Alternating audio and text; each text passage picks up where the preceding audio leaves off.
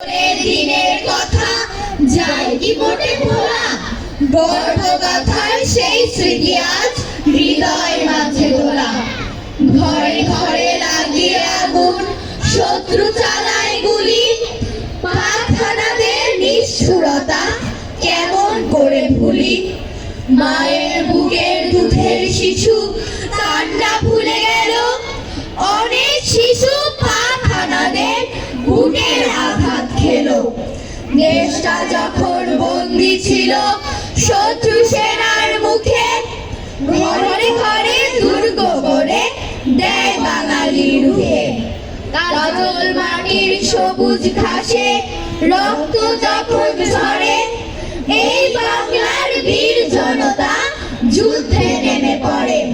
৩০ লক্ষ প্রাণের দামে শেষে জয় পতাকা উড়িয়ে দিলাম আমরা অবশেষে।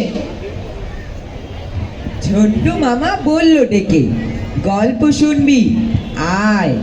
পন্ডি কিষান দৌড়ে এসে মামার কোলে উঠে বসে, কৌতূহলে মুখের পানে চায়। বলেন তিনি, এই তো তোরা কদিন আগের চুনোপুটির দল।